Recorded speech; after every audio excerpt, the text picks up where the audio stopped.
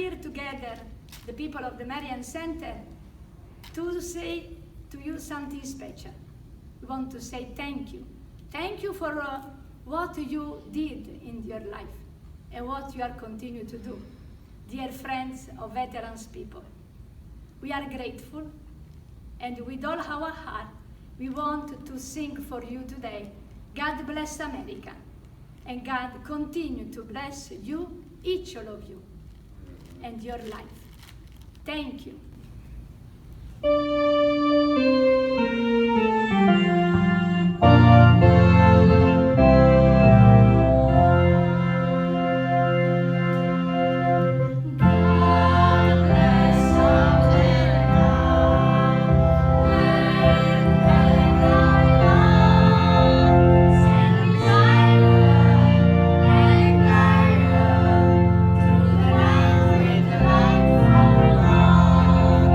From the mountain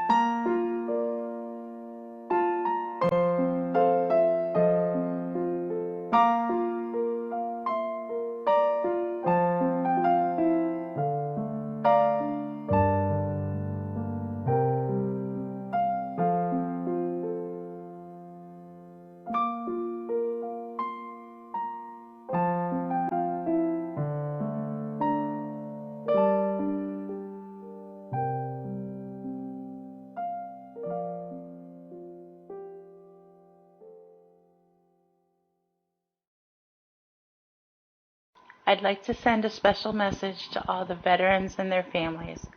My husband, Tony Scarpelli, was a Green Beret. He did not pass away while serving this country, but he did serve many years with his heart and soul. Of everyone I have ever known in my life, he is the one who truly made me appreciate the great sacrifice of our young men and women and empathize with the families who wake up missing them every single day.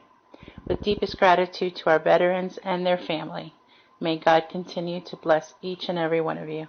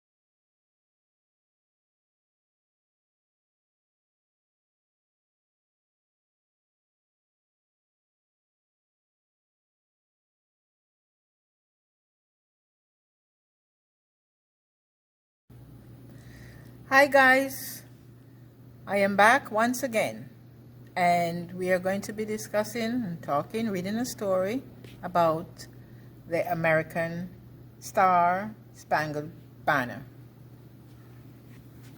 The story of the Star Spangled Banner. Have you heard our national anthems? It was written after a big battle. Do you know what's a battle? A battle is when two countries get together and start a war.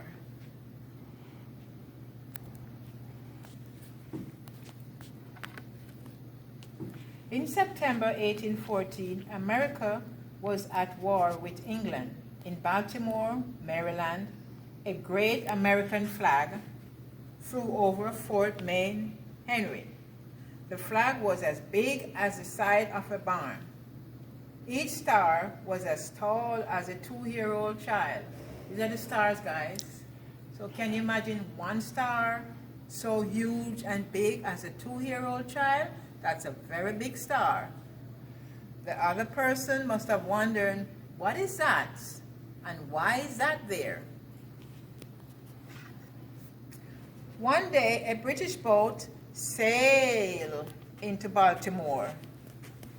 The sailors saw the American flag from a mile away. That's a long way to look to see.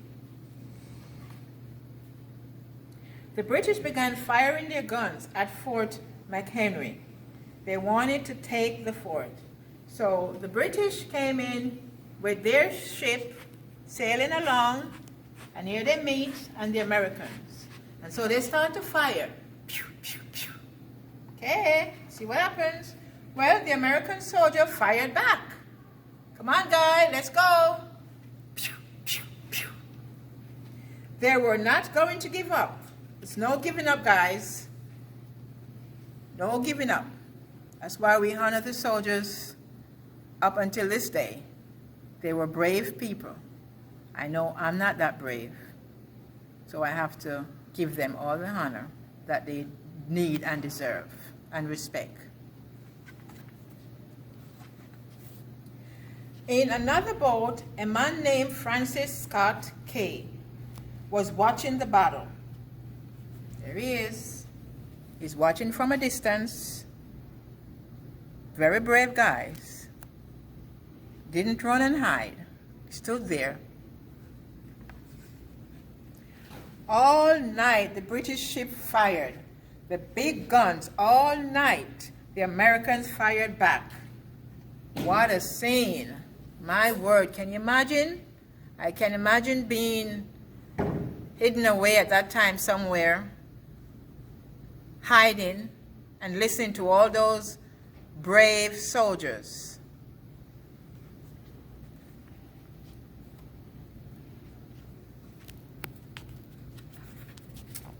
And all night, Francis Scott Key walked the deck of the ship, you know. He prayed that America would win the fight. Can you imagine? Have you ever been worried and you can't sleep and you just keep piercing back and forth, wondering what's going to happen and what's going to take place? I'm quite sure we all been there. Like you're taking a test tomorrow and you're nervous and you're scared.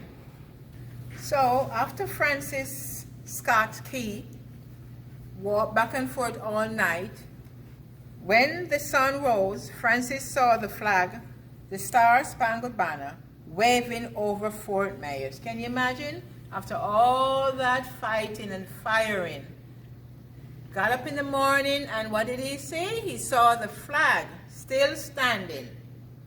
That must have been a relief for him. It's telling him something great happened to the United States of America. Francis was so proud, he wrote a poem to say how he felt. This poem became our national anthem. Can you tell me what's the name of that? What is it? The Star-Spangled Banner. There he is, he's writing.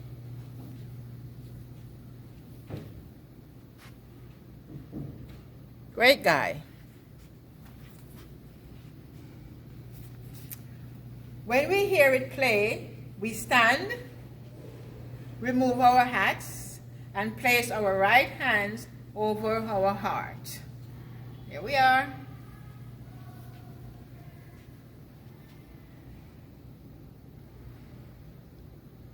There we go.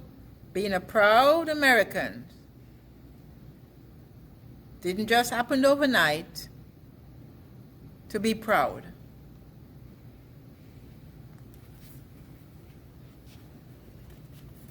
Well, do you know the words of the Star-Spangled Banner? What did it begin with? What? Okay. It says, "Oh, say, can you see by the dawn early light what so proudly we hailed at the twilight's last gleam, whose broad ships, stripes and bright stars, bright stripes and bright stars, through the precious fight over the ramparts we watched, were so gladly streaming. And the rockets red glowing, the bombs bursting in the air, gave proud through the night that our flag was still there." What a sight. Can you imagine? What a spirit. What a way to give thanks that the flag was still standing there. Oh, say, does that Star-Spangled Banner yet wave? It was waving, waving, waving, waving over the land of the free and the home of the brave. How brave are we? We have to be very brave, even today, to be standing at the flag and announcing the national anthems. Thank you guys for watching. And next time you hear the items, you know to stand still, take your hats off, and place your hands and say those words very proudly. Thank you for watching. See you again. Bye.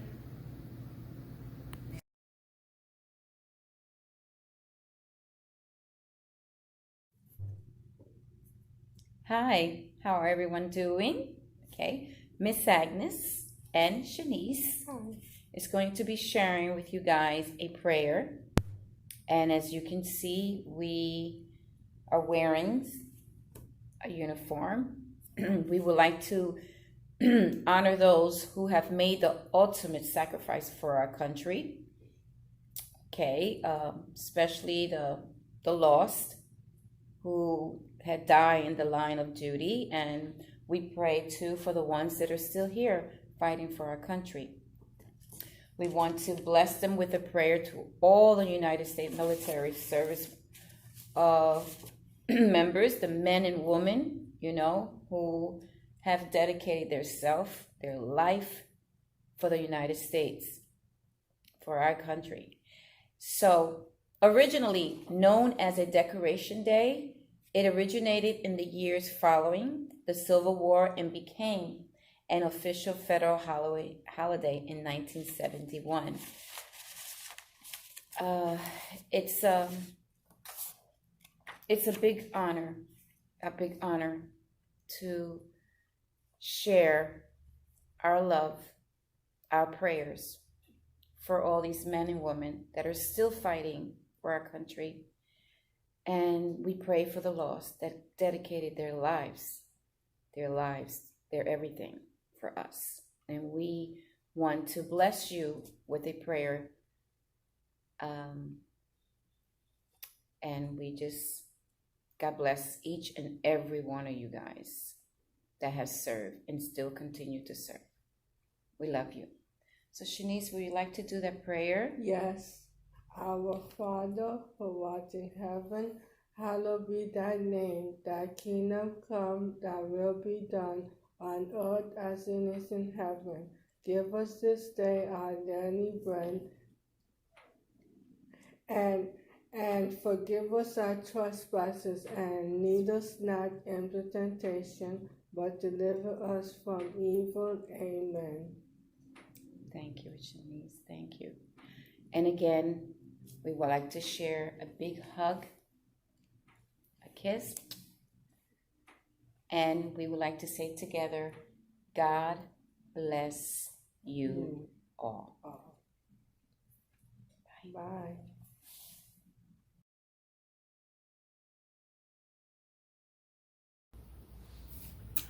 Hi there, Marian Center clients, families, and friends. Today I'm just going to read you a little something about Memorial Day, a holiday that is coming up next weekend. Originally known as Declaration Day, the holiday was celebrated on the last Monday of the month of May. It was to honor our men and women who died while serving in the U.S. military. It originated in the years following the Civil War. At the time, the Civil War, which ended in the spring of 1865, claimed more lives than any conflict in U.S. history and required the establishment of the country's first national cemeteries.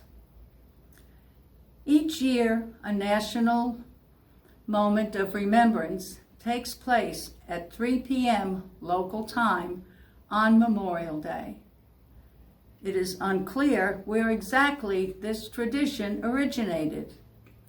Some records show the earliest commemoration was by a group of freed slaves in Charleston, South Carolina, less than a month after the Confederacy surrendered in 1865.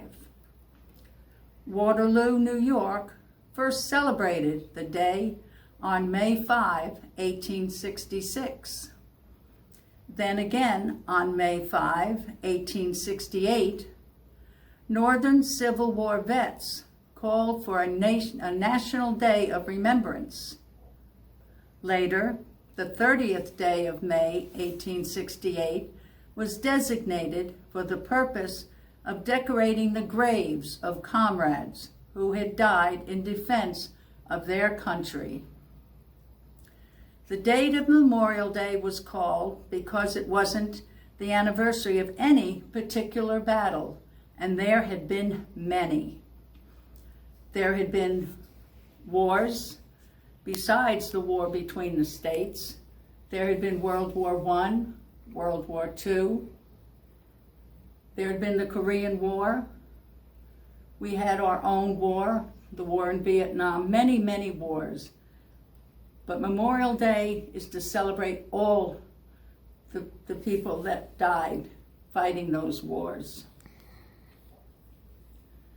It became a federal holiday in 1971. Many people observe Memorial Day by visiting cemeteries or memorials, holding family gatherings, and participating in parades. This year, Memorial Day is celebrated on Monday, May 25th, 2020. Here is a picture. And this has many children from a scout group that participate in the parades. Around here in Dade, Broward, Palm Beach, and even as far south as the Keys, there are parades on Memorial Day. Many of your families maybe participate and have participated in these parades. And they all are to give thanks to the fallen families members that have been in these wars and have lost their lives. And we all honor these people because they did lose their lives and they fought for our country. Not only do we celebrate the ones that have lost their lives, but also the ones that are in the veterans' hospitals and that are now at home with us. So think about them on Memorial Day. Say a prayer for them and their families, as I will. And now, until I talk to you again, stay happy, stay healthy. God bless all of you. Bye-bye.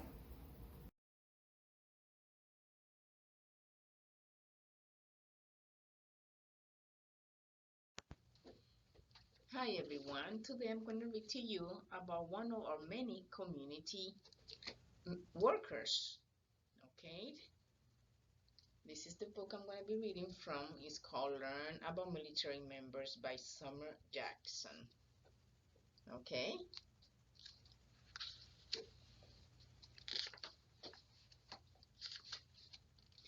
military members protect the United States. They help keep the peace here and in other countries. Defending the country is an important job. Okay, you see one of the military members here. He looks like a pilot, or an aircraft pilot. Military members work for the Air Force, Army, Coast Guard, Marine Corps, or the Navy. This is how they salute.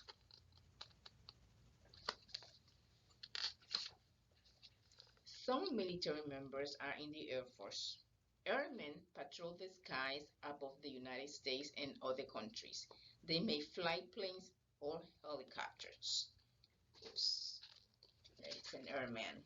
It's the pilot of a military airplane. It's called an airman. Members of the Army are trained to work in the United States and other countries.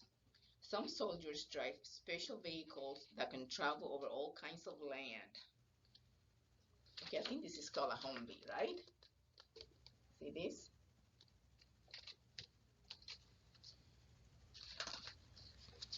Members of the Coast Guard keep watch over the waters that surround our country.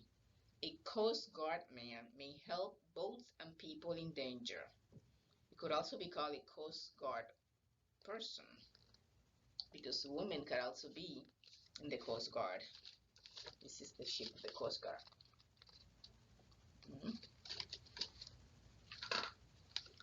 Members of the Marine Corps are trained to work on land, in the air, or at sea.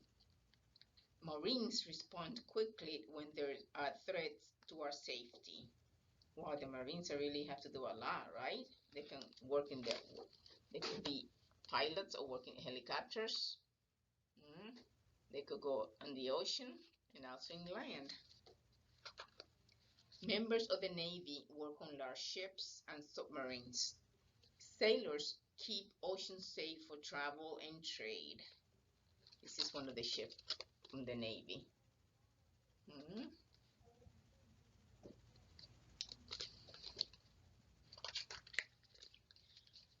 Sometimes military members must do their jobs far away from their families. It is a special day when military members return home. I guess he's back from being away for many months. Members of the military protect our country and help keep peace around the world. Do you want to be a military member? Or do you know anybody that's a military member? I know a few people that are military member. You see this picture? This is a lady. Women can also be in the military, and we have many women in the military. Do you know a military member? What is his or her job? How do military members help our country? Do you know people who have worked far away from home? Where did they go? What job did they do? Okay, guys, that's all for now. I hope you learned something about our military, especially now that at the end of the month will be Memorial Day, remembering all of the military personnel that have died for our countries and for other countries, just to keep us safe. All right? Thank you.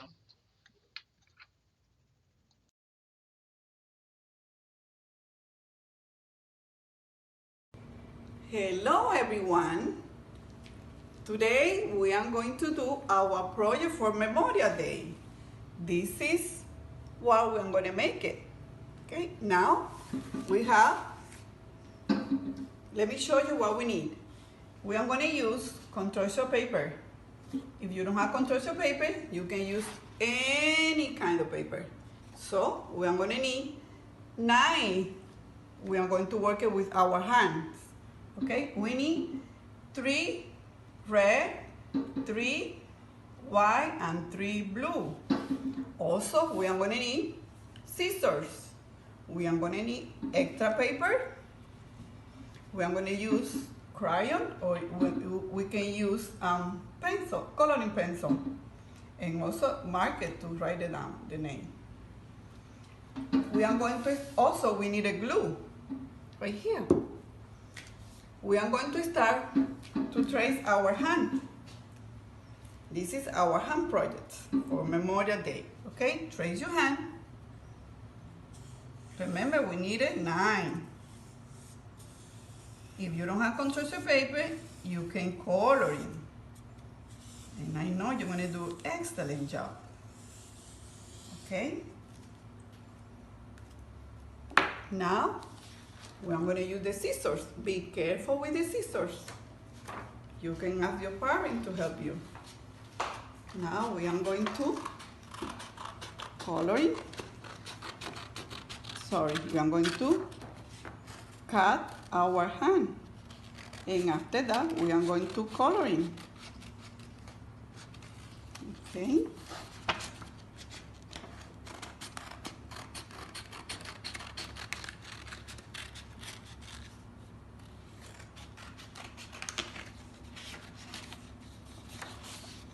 Be careful with the scissors. I know very well some of you can do it fantastic, but some of them need your parents help them, please. Okay, we're almost done. I noticed that I need to open my fingers a little bit. So you can do it, and it's going to be easy. All right.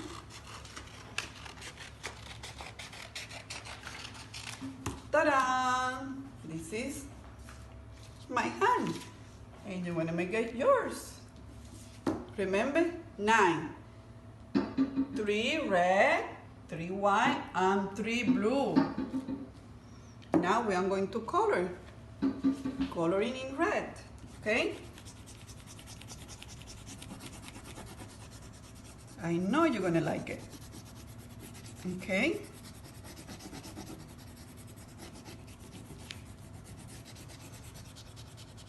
This is gonna be our hand in red, okay? We need to finish. I'm doing quick because I don't have too many time. And you have to do in your other hand. Imagine this is the other one. And you have to do it in blue. Remember? You can do very nice. Okay? When you finish your 6, because you don't need to color the white. Remember, 6, 3 red, 3 white, and 3 blue. Now, the extra paper that you're gonna use it. So now you have to put one here, and you have to put all your hands together, like so. And do this, like a triangle with the 3. See? 3 white, 3 blue, and 3 red. Could be 9 hands. And now you have to paste it. Move a little bit in this hand, like this, for example. You have to glue on it, okay? And when you paste all your 9 hand like this, you can put you can write it, Happy Memorial Day, like I did here. Or you can put it right here. You can write it down, Happy Memorial Day, like this. Okay? Now we're done with our project. I hope you like it. I hope you will enjoy with your parents. And we can see what you did. We miss you. Have a wonderful day. Be careful, be safe, and we love you.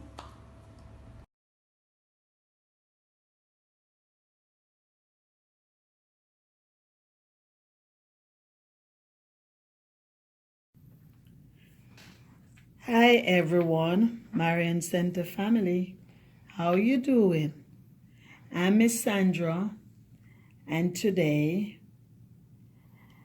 in keeping with Memorial Day, we are going to go back in history to a famous woman who was a doctor and a soldier. Okay. Dr. Mary Headwords Walker is the first and only female recipient of the Medal of Honor in U.S. history. She was an abolitionist and medical doctor who tried to join the Union Army as a surgeon, but was unable because she was a woman. Walker was born in Oswego, New York, to abolitionist parents who encouraged her to pursue an education. She really embraced that idea, and in 1855 graduated as a medical doctor from Syracuse Medical College. Walker went into private practice for a few years, but then the Civil War broke out in 1861. She wanted to join the army as a surgeon, but wasn't allowed because she was a woman. Because of her credentials, she didn't want to be a nurse either, so she chose to volunteer for the Union Army. Helping, however, she could. Walker worked for free at the temporary hospital set up at the U.S. Patent Office in Washington, D.C. She also organized the Women's Relief Organization to help the families of the wounded who came to visit them at local hospitals. In 1862, Walker moved to Virginia, this time treating the wounded at field hospital throughout the state. In 1863, her medical credentials were finally accepted, so she moved to Tennessee, where she was appointed as a War Department surgeon. her position was paid, and it was the equivalent of a lieutenant or captain. Walker was captured in April 1864 by the South and held as a prisoner of war for about 4 months. She and other Union doctors were eventually exchanged in a prisoner of war swap for Confederate medical officers. According to the National Library of Medicine, sources say Walker had been captured intentionally so she could spy for the North. But we don't know if that is true. But there is little evidence to support that claim. Not long after being released by the Confederates, Walker returned to her craft as an assigned medical director at a hospital for women prisoners in Kentucky, supporting feminism. Aside from her wartime efforts, Walker was also an outspoken advocate for women's rights. As the war waged on, feminists also struggled to further their cause, which included being able to wear clothing that enabled better mobility. Walker chose to wear what was known as the bloomer costume as a modified uniform all throughout the war. It was a dress and trousers combination that had gone out of favor long before the war began, but she didn't care. She wore it anyway. Do any of you know what a bloomers is? I know it's a type of shorts and elastic in the waist and the legs of it. And it's baggy, it looks full, you know? Yes.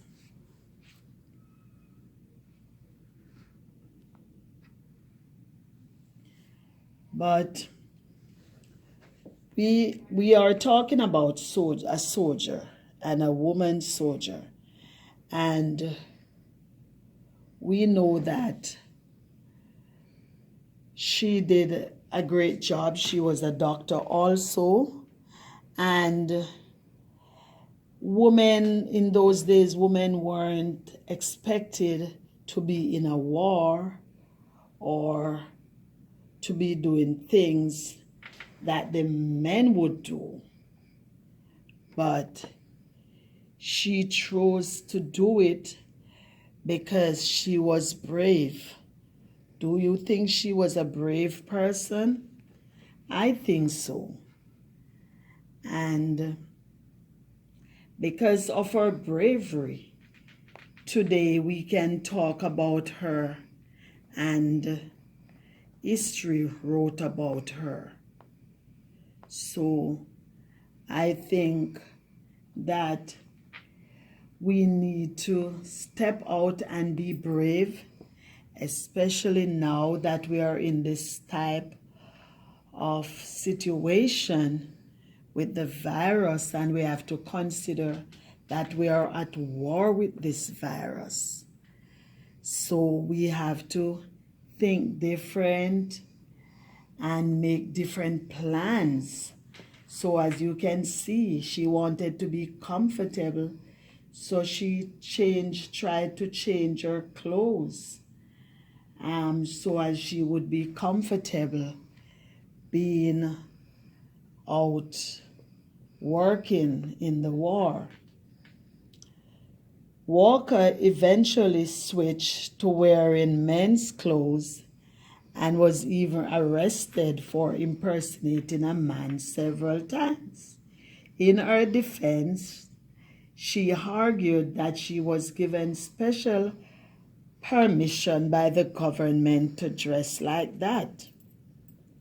You see, we weren't born in those times because they considered clothing, I guess they were talking about pants and shirts, definite clothing for the men. But in today's days, we wear whatever clothing we want to wear, what makes us comfortable, right? And that is definitely how it is supposed to be. So if you're in a situation and you feel uncomfortable, you need to talk, you need to let us know and ask questions, right? As Miss Walker did, she made herself comfortable. Medal of Honor controversy. In November 1865, having left government service for good, Walker was awarded the Medal of Honor by President Andrew Johnson, even though she was a civilian who had never been a commissioned officer in military service. That civilian status is why Walker's medal was rescinded in 1917, 2 years before she died, along with 910 others. Walker refused to return the medal, though, and continued to wear it until she died 2 years later. 60 years after that, in 1977, President Jimmy Carter restored the honor in her name, thanks to the efforts made by her family. And today we are going to say, thank you, Dr. Mary Walker, for representing all women in this long list of Honorable Medal of Honor recipients. Bye. Love you all.